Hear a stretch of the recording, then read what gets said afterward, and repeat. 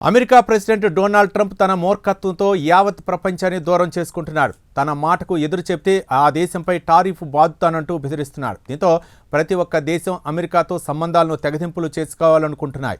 ఆ జాబితాలో తాజాగా యూరప్ కూడా వచ్చి చేరింది.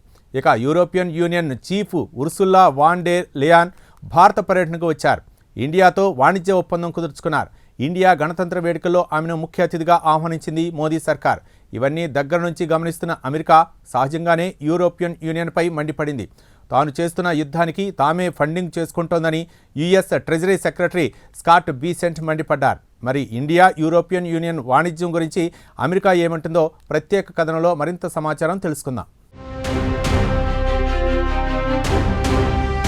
అమెరికా ప్రెసిడెంట్ యావత్ ప్రపంచంపై పెత్తనం చలాయించాలనుకుంటున్నాడు. తన మాట జవదాట రాదని కండిషన్ పెడుతున్నాడు. గీత దాటితే టారిఫ్ వాత పెడతానంటూ బెదిరిస్తున్నాడు. ఇప్పటి వరకు తనకు ఎదురు చెప్పిన దేశాలపై టారిఫ్ వాతలు పెట్టాడు. ఇండియా గురించి ప్రత్యేకంగా చెప్పాల్సిన పనిలేదు.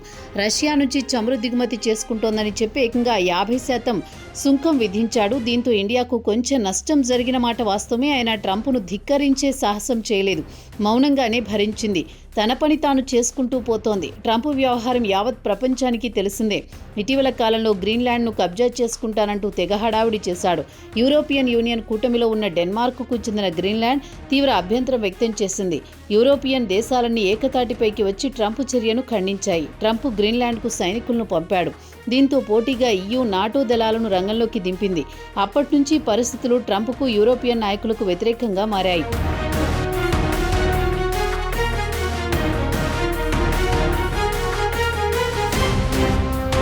ఇక రష్యా ఉక్రెయిన్పై యుద్ధం ప్రకటించిన తర్వాత నుంచి యూరోపియన్ యూనియన్ దేశాలు ఉక్రెయిన్కు అండగా నిలిచాయి. యుద్ధానికి పెద్ద ఎత్తున నిధులు సమకూర్చాయి.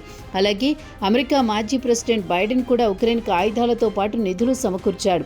అటు తర్వాత ట్రంప్ అమెరికా ప్రెసిడెంట్గా బాధ్యతలు స్వీకరించాక విపరీత పోకడలు పోతున్నాడు. అందరితో కయ్యానికి కాలు దువ్వుతున్నాడు. ట్రంప్తో విసిగిపోయిన యూరోపియన్ యూనియన్ నేరుగా ఇండియాతో వాణిజ్య సంబంధాలు బలపరుచుకోవాలనుకుంటోంది. దీనికి గాను European union chief Ursula von der న్యూఢిల్లీకి రావడం అమెరికాకు ఆగ్రహం తెప్పించింది. దీంతో ఇండియాపై ట్రంప్ అడ్మినిస్ట్రేషన్ భారీగా సుంకాలు పెంచడాన్ని సమర్థించింది. ఇక ఇండియా రష్యా నుంచి చమురు కొనుగోలు చేస్తున్నందున ఉక్రెయిన్లో రష్యా చేస్తున్న యుద్ధానికి మీరే పరోక్షంగా నిధులు సమకూరుస్తున్నారని అమెరికా యూరోపియన్ నాయకులపై మండిపడుతోంది.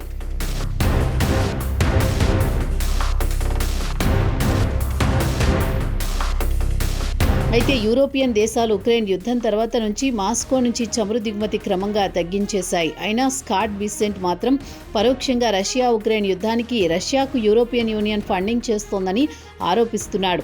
ఇక ఆయన వాదన విషయానికి వస్తే ఇండియా రష్యా నుంచి ముడి చమురు కొనుగోలు చేస్తోంది. దాన్ని శుద్ధి చేసి యూరోప్కు విక్రయిస్తోంది. ఆ డబ్బుతో ఇండియా మళ్లీ రష్యా నుంచి ముడి చమురు కొనుగోలు చేస్తోందని వాదిస్తున్నాడు. అందుకే ఇండియాపై అమెరికా టారిఫ్ విధించడం సమర్థనీయమే అంటున్నాడు. ఇదిలా ఉండగా న్యూఢిల్లీ, బ్రుసెల్స్ అధికారికంగా మంగళవారం నాడు స్వేచ్ఛా వాణిజ్య ఒప్పందంపై సంతకాలు చేయనున్నారు. ఈ క్రమంలోనే అమెరికా యూరోపియన్ యూనియన్పై మండిపడుతోంది. బిసెంట్ ఆదివారం ABCకి ఇచ్చిన ఇంటర్వ్యూలో మాట్లాడుతూ ట్రంప్ అడ్మినిస్ట్రేషన్ ఇండియా నుంచి అమెరికా దిగుమతి చేసుకునే వస్తువులపై భారీ ఎత్తున సుంకాన్ని బాదడం సమంజసనీయమే అని వాదించాడు. యూరోపియన్ గవర్నమెంట్లు తమ భద్రతను తామే ధ్వంసం చేసుకుంటున్నాయని అన్నారు. ఇండియాతో వాణిజ్య ఒప్పందం సరికాదని ఆయన అన్నారు.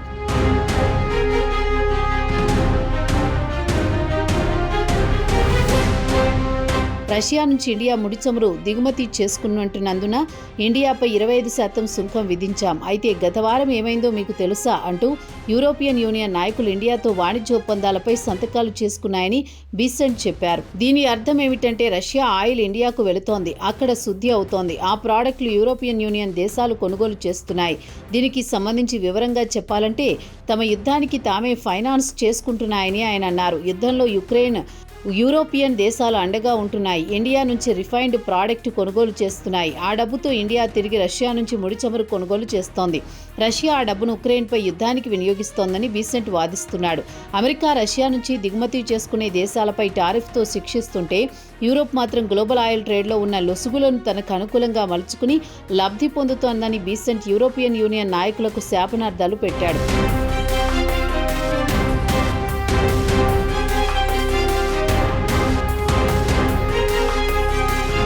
రష్యా ఉక్రెయిన్ల మధ్య యుద్ధాన్ని పరిష్కరించడానికి అమెరికా ప్రెసిడెంట్ ట్రంప్ ఎన్నో వ్యయ ప్రయాసలు భరించాడని, ఆర్థికంగా రాజకీయంగా తాము చాలా నష్టపోయామన్నారు.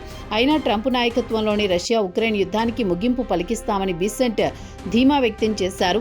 ఇక తాజాగా బీసెంట్ కామెంట్స్ చూస్తే ఇండియా యూరోపియన్ దేశాల మధ్య వాణిజ్య ఒప్పందాలను జీర్ణించుకోలేకపోతోందని తెలుస్తోంది. అసహనంతోనే ఇటు ఇండియాతో అటు EU నాయకులపై నిందలు వేస్తున్నారు. ఇండియా EU డీల్ విషయానికి వస్తే 2007 తర్వాత మళ్లీ స్వేచ్ఛా వాణిజ్య ఒప్పందాలపై మంగళవారం సంతకాలు జరగనున్నాయి.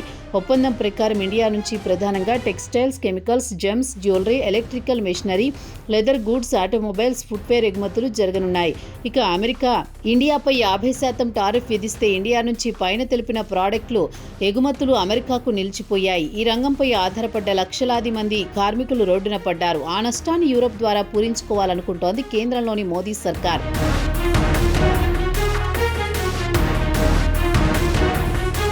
ఇక ట్రంప్ అడ్మినిస్ట్రేషన్ రష్యా నుంచి ముడి చమురు దిగుమతి చేసుకుంటున్నందుకు ఇండియాపై 50% సుంకం గత ఏడాది ఆగస్టులో విధించింది.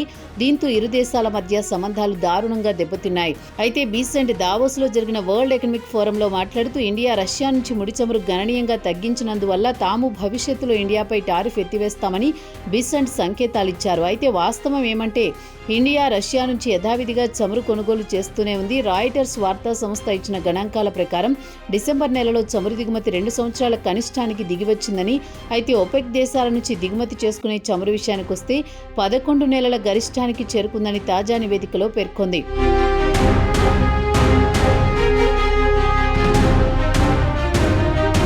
ఇక ట్రంప్ తన నోటి దురుసుతనంతో అందరినీ దూరం చేసుకుంటున్నాడు. తన పొరుగున ఉన్న కెనడా ప్రధాని మార్క్ కార్నీని చులకన చేసి మాట్లాడడంతో ఆయన నేరుగా చైనాకు వెళ్లి షీ జిన్పింగ్తో ఎలక్ట్రిక్ కార్ల కొనుగోలు చేస్తానంటూ ఒప్పందం కుదుర్చుకున్నాడు.